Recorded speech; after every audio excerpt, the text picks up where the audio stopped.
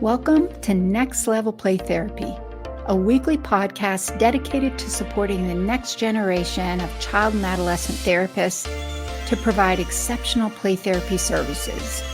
We'll explore all things play therapy to elevate your work with children and adolescents using the therapeutic powers of play.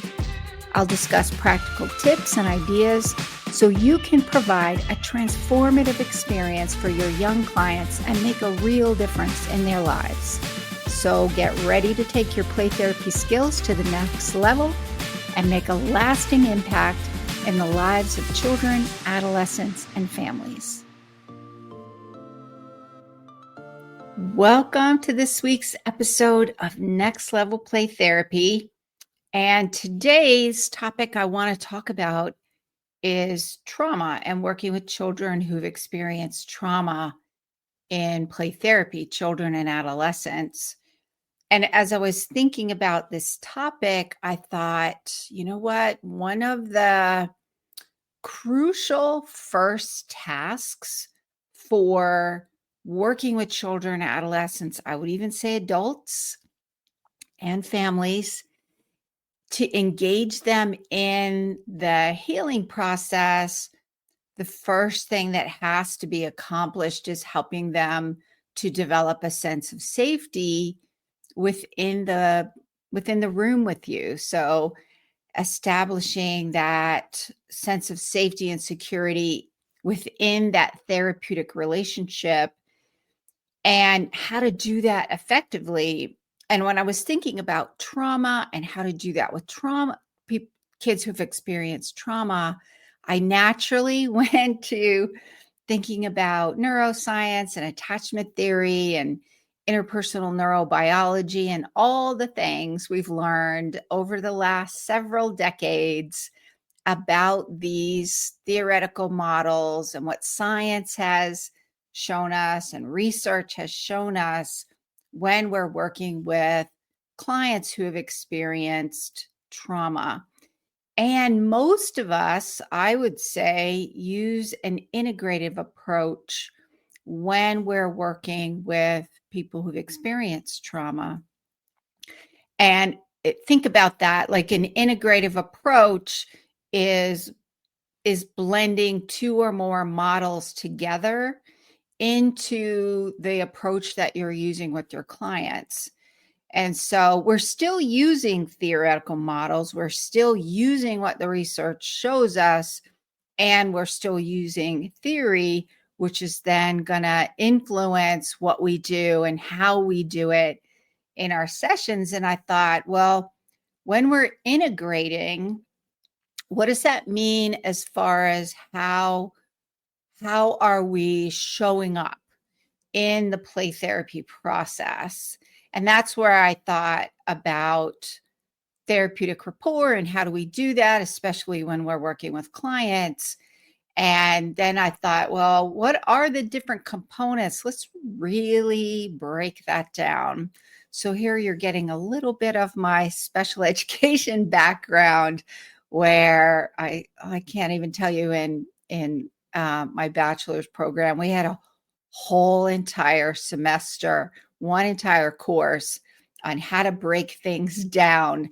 So your overall task that you want to accomplish, and then how do you break that down into bite-sized parts? Because depending on the student that you're working with, that may influence what part or what aspect of the learning that they might be struggling with. And so then you want to kind of go into that specific area and shore them up a little bit and help them make some progress in that area. And so when I was thinking, that's my brain goes into that mode all the time when I'm putting trainings together, and even when I'm doing these live stream topics and podcast topics. And so when I'm starting a whole new series on working with children and adolescents who've experienced trauma. So over the next few weeks, we'll be talking a lot about trauma and play therapy with trauma. And if you're interested in this topic, I do have a training coming up healing trauma through play therapy using a neuroscience and attachment approach. Registration for that is open as of yesterday. So I'll talk a little bit more. If you're interested in that, you'll want to stick around to the end. And I'm going to talk a little bit more about the training that I have coming up. So for today, what I thought about is one of the crucial tasks for working with children who've experienced trauma. I think this is true in general, and I would say it's especially true when you're working with children who've experienced trauma, is how do you create that safe space?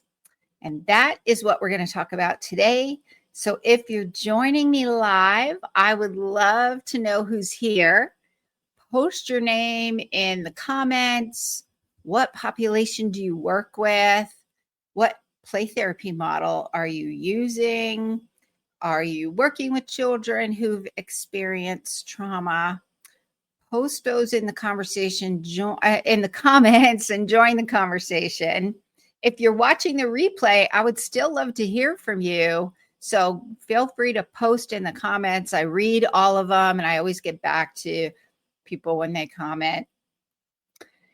And for those of you that are watching on the live stream or watching the replay, the only thing that I would ask is that you not post specific information about clients that you're working with, because this is a public format and we want to make sure that we're maintaining privacy.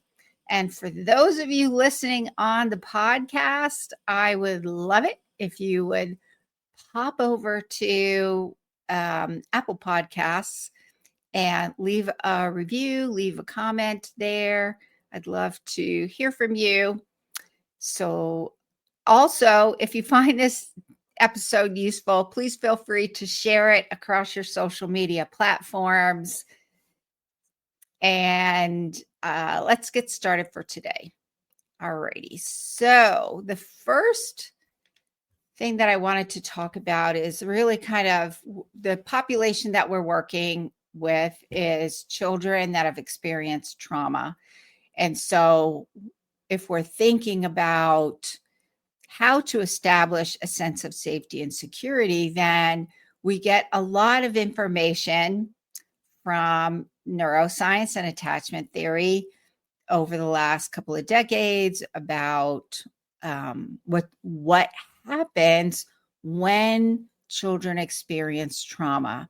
So how many of you have ever had a client come in and they are kind of not really talking very much? How many of you have had this situation where you have had a client come in and maybe you've introduced them to the playroom, you've introduced them to how it all works, and they kind of keep their back turned to you a lot. They kind of keep their distance a lot. They don't really respond very much when you're engaging with them, pretty quiet, and maybe they respond with like one or two words.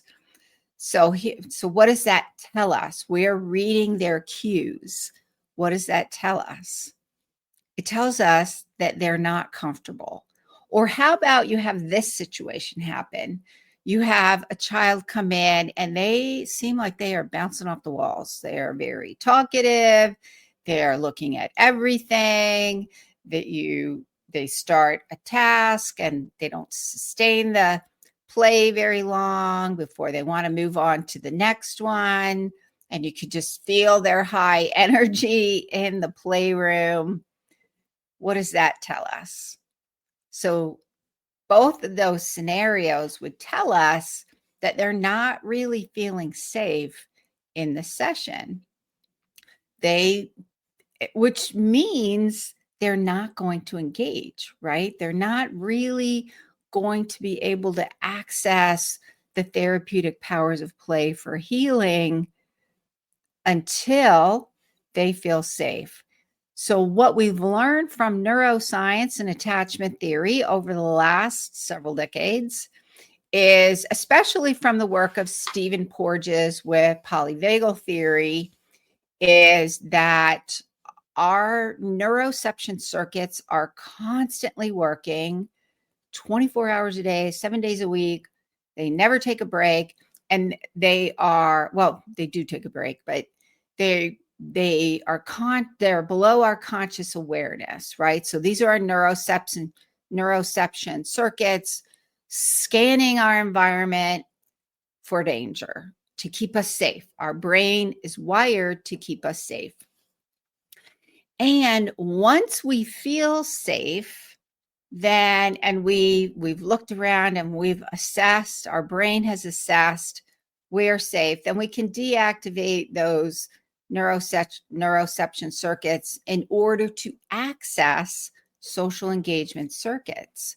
Children can only really engage in the play circuits, so they can engage their play circuits only when they feel safe. And as a play therapist, their behavior gives us a clue about whether or not they're feeling safe and whether or not they're really able to engage in that play therapy process. I would say this is true for adolescents as well. It's going to look little different.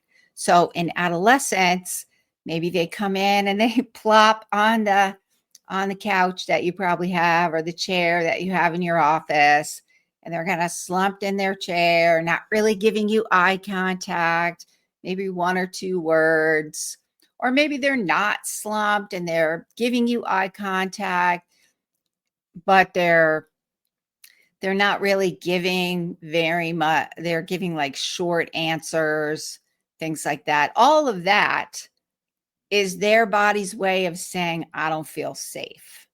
I'm not comfortable yet. And so I'm not really going to engage in a deeper way.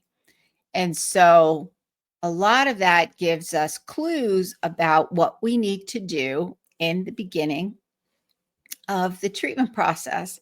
But here's the other thing to think about.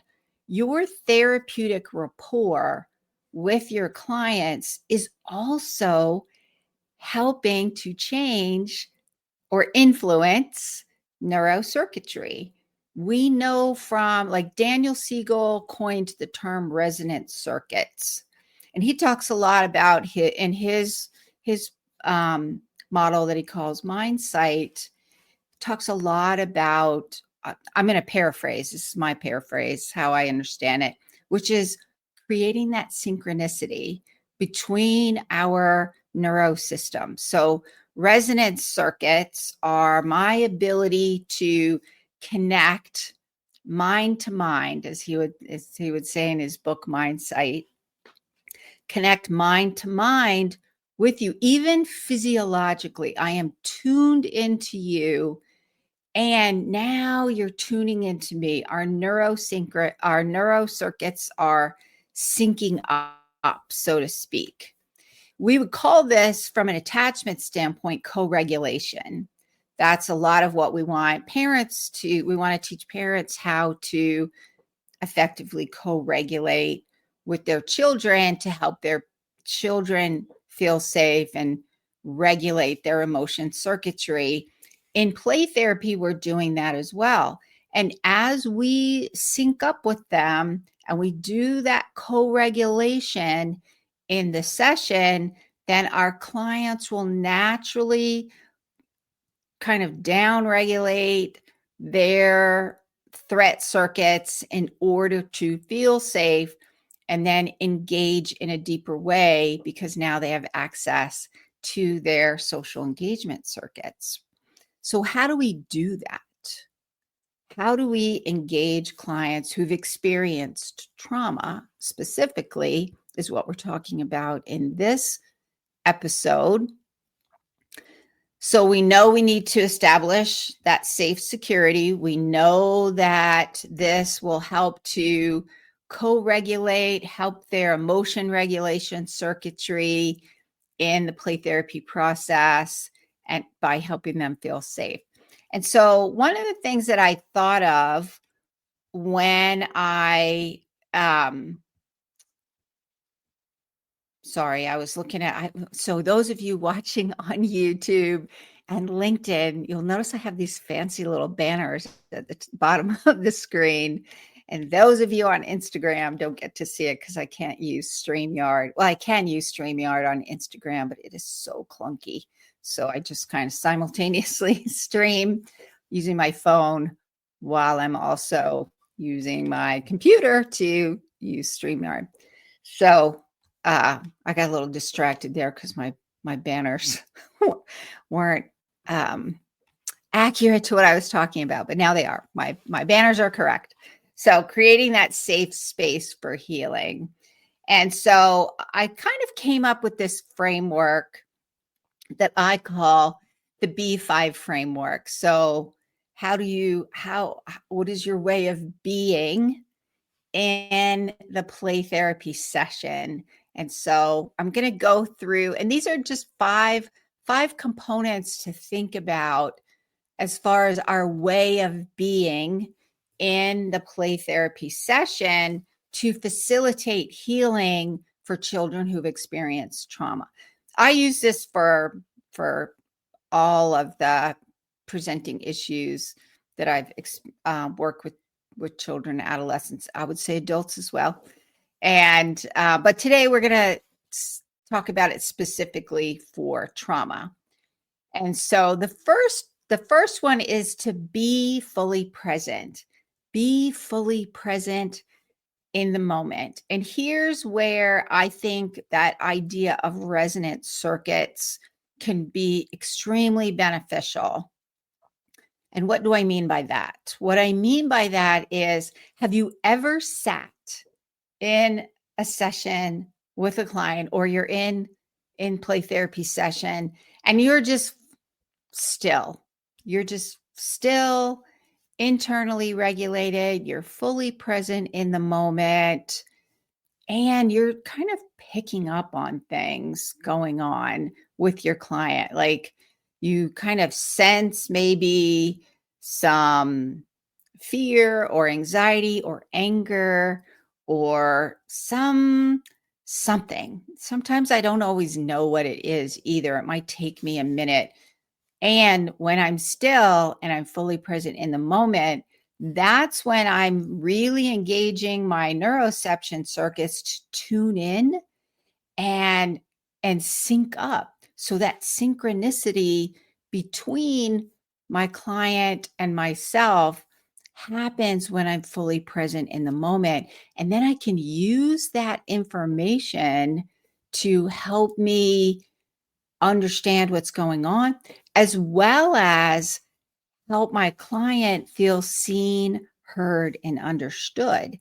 And how many of you have ever had this experience where you're just really having a rough day and things aren't going well, and you're just really struggling, really hurting, maybe working through a painful issue, and you go and talk to your person, right? Maybe it's your friend, maybe it's your partner, where you're telling them what's going on. They're not fixing it for you.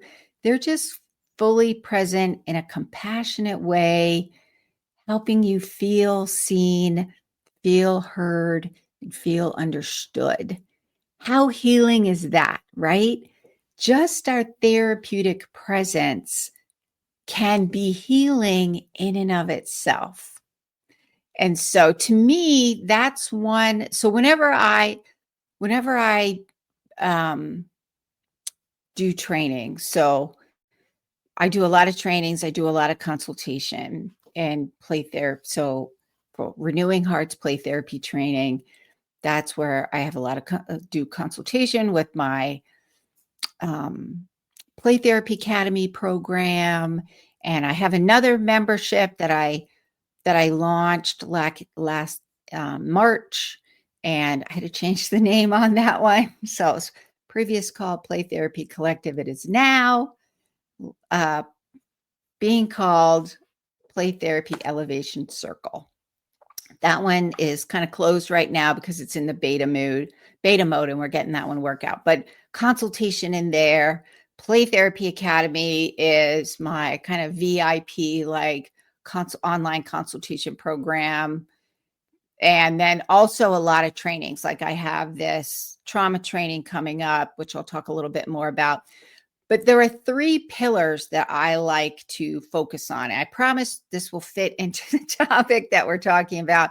I just want to really tie in therapeutic presence and the use of therapeutic presence. So today we're talking about therapeutic presence.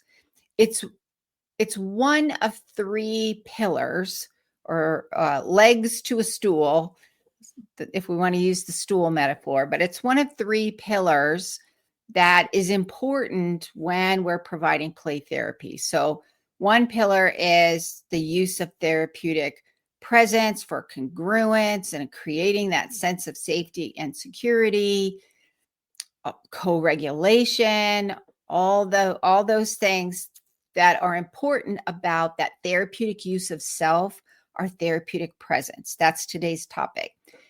Balanced out with theoretical application. So how are we conceptualizing that case conceptualization using a theory model? So theory is another one that gives us wisdom of how to make sense of things and how to show up.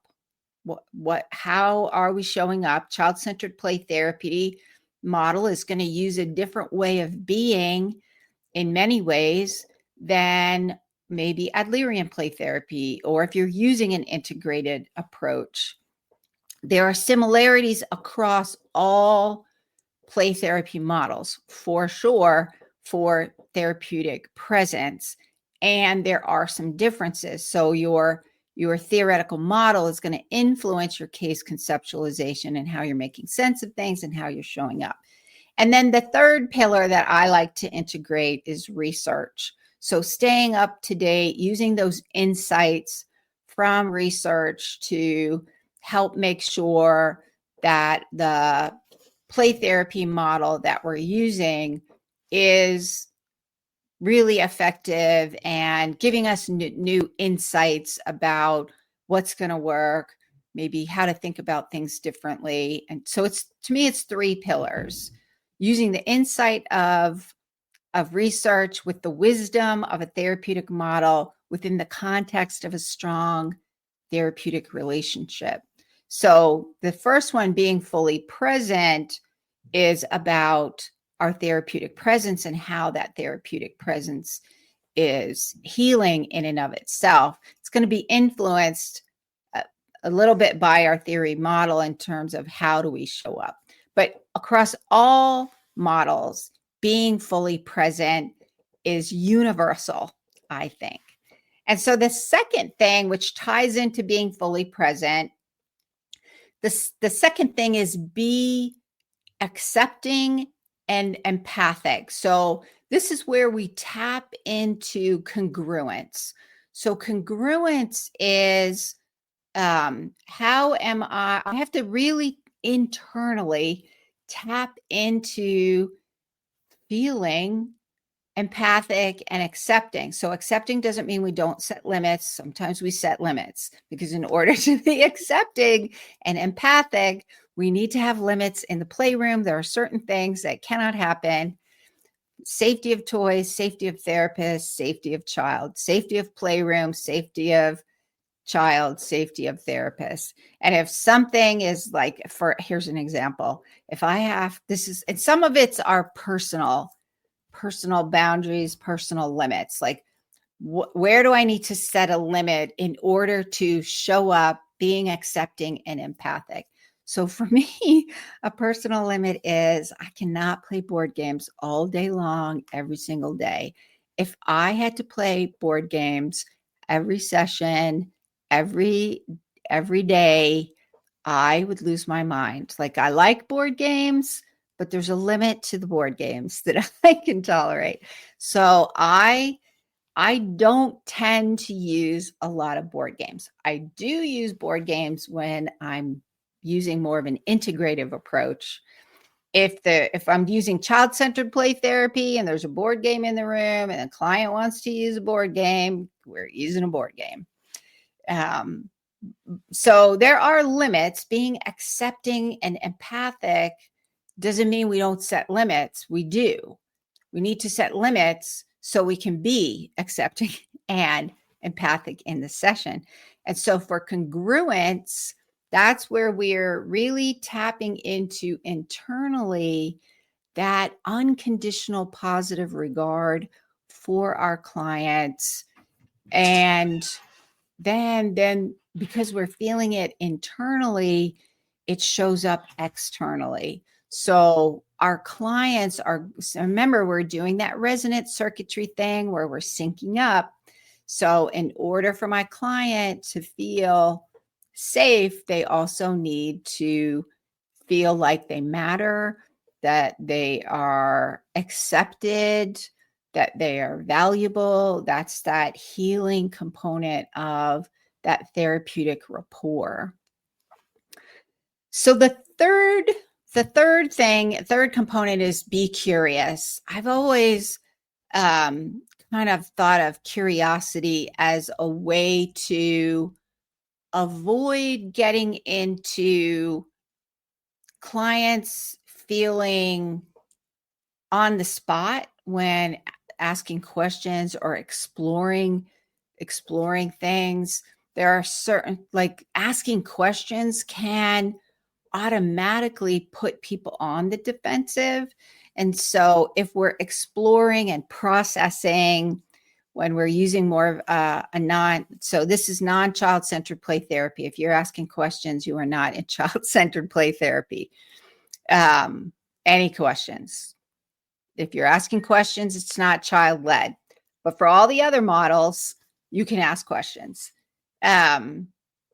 So being curious allows that kind of non-judgmental possibility of showing up.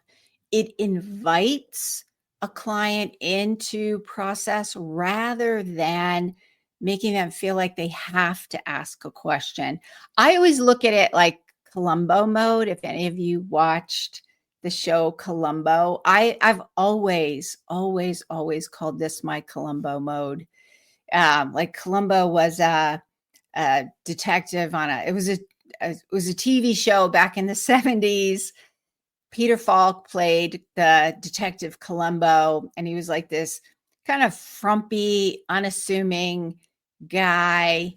And he would go in and he would use curiosity to explore things with clients. Like, I'm curious about this, or I'm wondering about that, or can you, what can you help me understand? Or, when this happened, I'm wondering what you were thinking.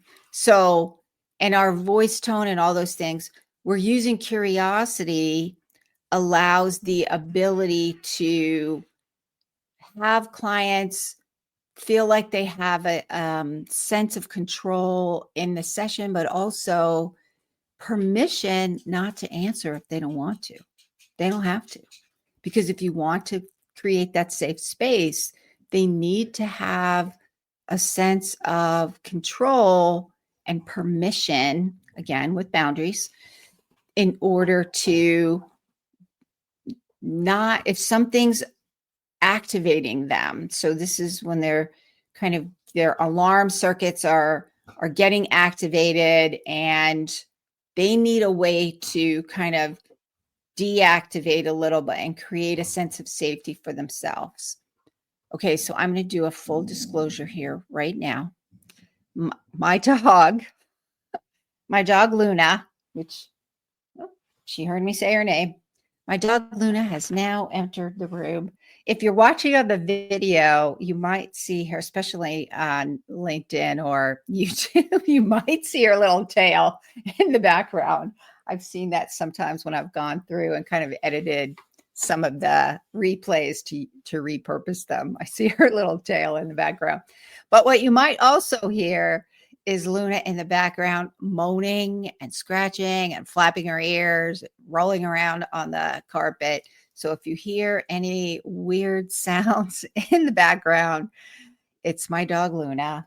There's nothing strange going on in my background other than my dog Luna. So a fourth thing for a component of creating that safe space as a play therapist is being playful. Being playful to help children access those therapeutic powers of play. So being fully present in the moment, being accepting and empathic, being curious will allow clients to create a sense of safety, and then they can engage their social engagement circuits to access their play circuitry. And when they can access their play circuitry, they can access those therapeutic powers of play. Plus, for children, how do you build relationship with children? You play with them. How do you build relationships with a grown-up, even a teenager, I would say?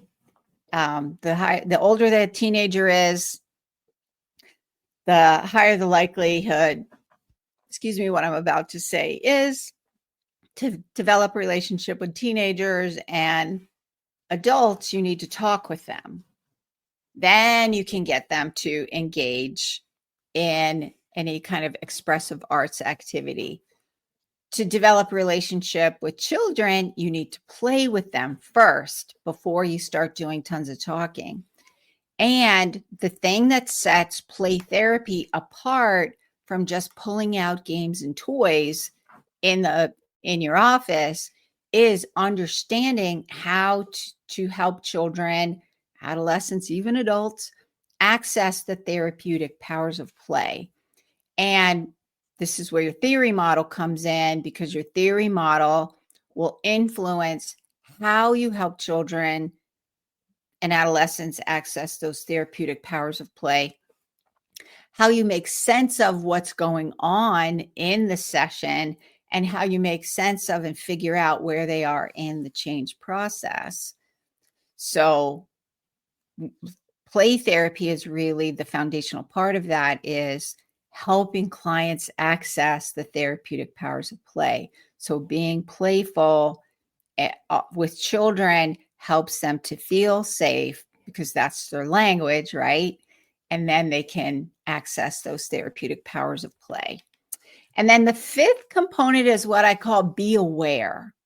So be aware. Especially if you're using a specific theory model, then you're aware of what your theory model says about like the initial stage of play therapy. How are you establishing that safety and security in that first stage of play therapy?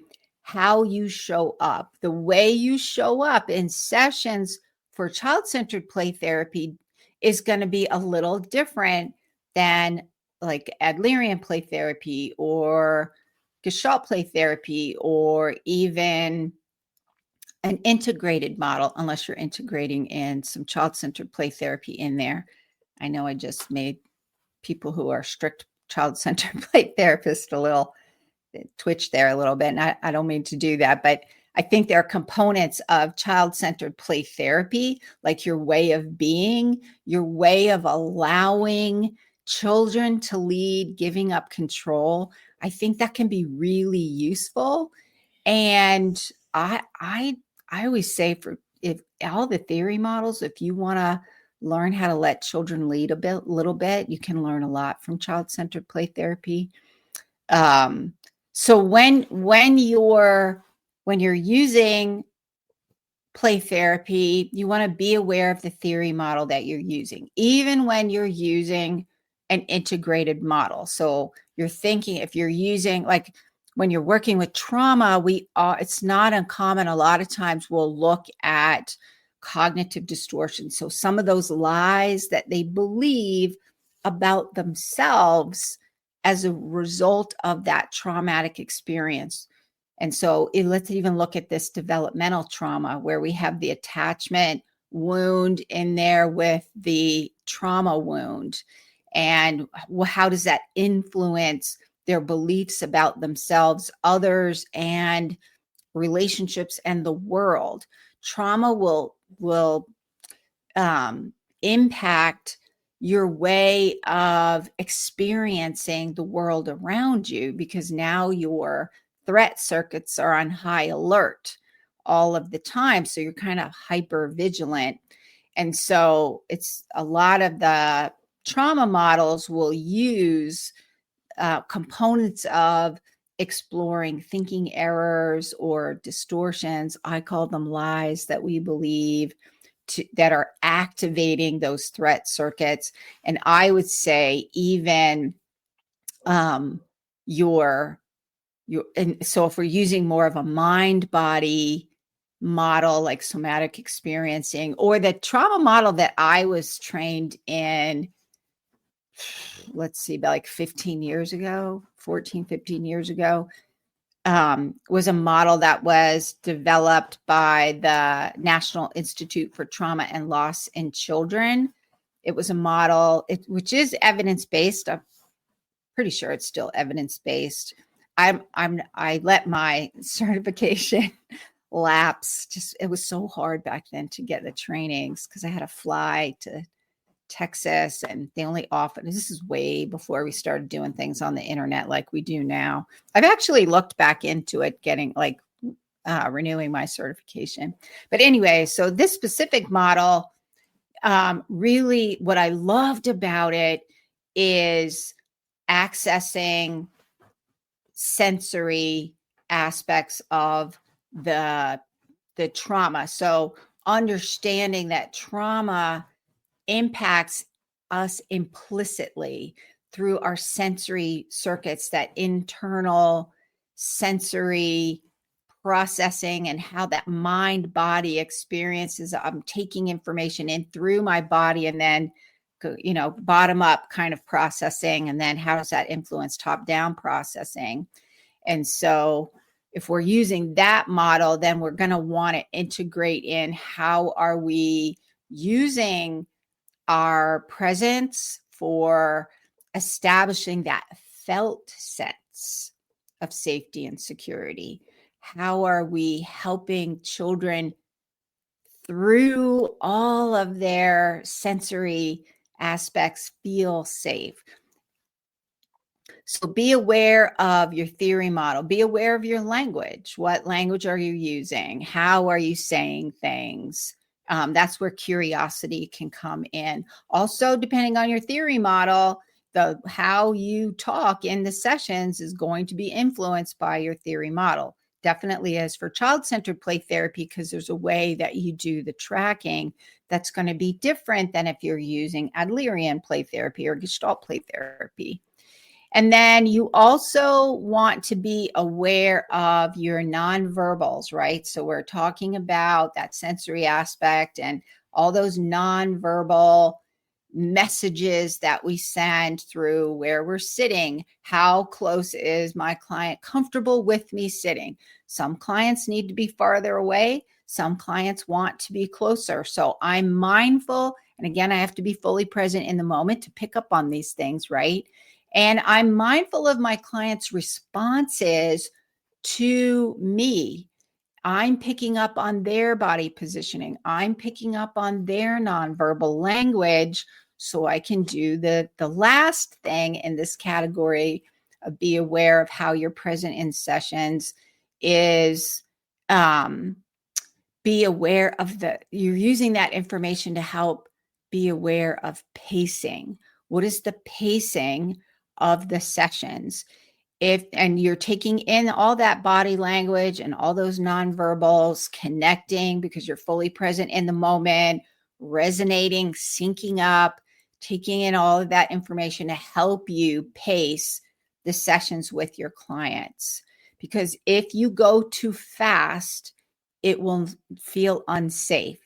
And when you hit those parts in the deeper level change stage of play therapy, you're going to need them to feel safe in order to work through some of those challenging things, your pacing is going to help to maintain that sense of safety and security in the sessions. Because maybe if you've hit a kind of a really challenging spot, then maybe you follow their lead and like pull back the pacing a little bit in the session. And when I say pacing, I mean like, what are you addressing in the sessions?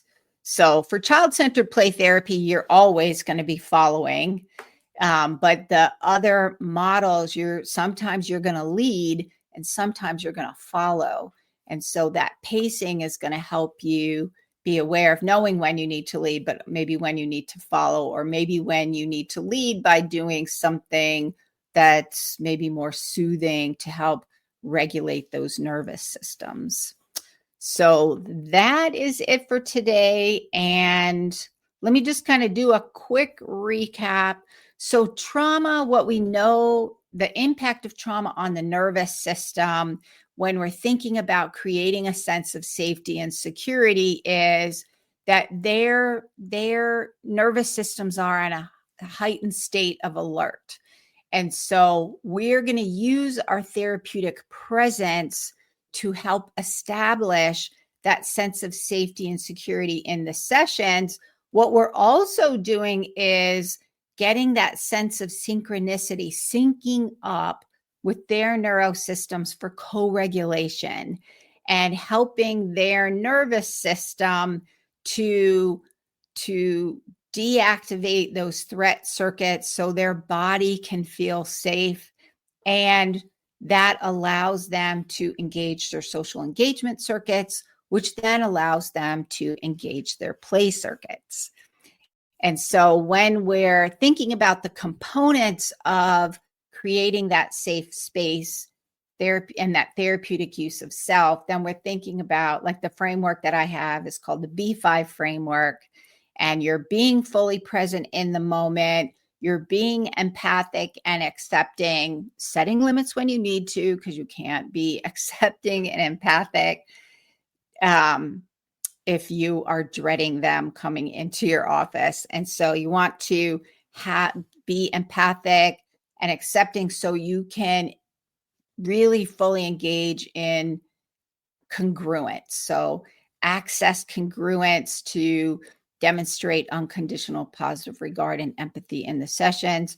You want to be playful. You're accessing those therapeutic powers of play. In order to do that, you need to play with children. But also, remember, if you're working with teenagers, they need you to talk to them first a little bit before you can get them to be playful. For children, they need you to be playful, and then that helps to develop the rapport. Be curious. That helps you to invite them into the processing rather than feeling like they're put on the spot. And then be aware of your theory model, be aware of the language that you're using, be aware of nonverbals, your body positioning, and also be aware of the pacing of the sessions. So that is it for today. So if you are interested, I do have a training coming up. It's called Healing Trauma Through Play Therapy using a neuroscience and attachment approach. So it's a one-day training. It's going to be in person in Southern Utah. It is beautiful in Southern Utah. For those of you who can't attend in person, there will be a virtual option. So case conceptualization is going to be using a neuroscience and attachment lens to really understand trauma and how trauma impacts children and adolescents, and then using that theoretical lens to look at each stage of change. So what are you working on in play therapy? What are the stages that you're working on? What are you going to do? What can you do? We'll do a lot of experiential activities. And a lot of time, I think the other part is with the trainings, I think it's also a nice time to come together with other play therapists, get ideas, get rejuvenated. So if you're able to come in person, that's awesome. If you're not able to come in person, then definitely there is a virtual option. The training is going to take place on Saturday, May 17th. So if you're interested in the training, then pop over to my website on the courses page. It's called Healing Trauma Through Play Therapy, a Neuroscience and Attachment Approach. The website is rhplaytherapytraining.com. That's renewingheartsplaytherapytraining.com/courses. So you want to pop over to the courses page and register soon. There's early bird pricing. So if you want to take advantage of that early bird pricing, then you're going to want to register soon. And that is it for today. And I will see you guys next week. Bye for now.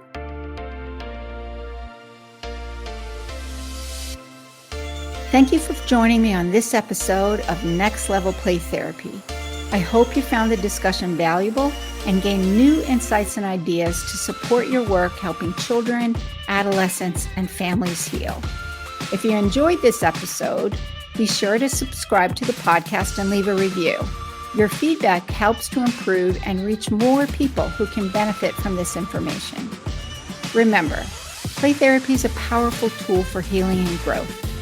Whether you're a new play therapist or experienced, I encourage you to continue your learning journey to unlock the potential of play in your own work and relationships.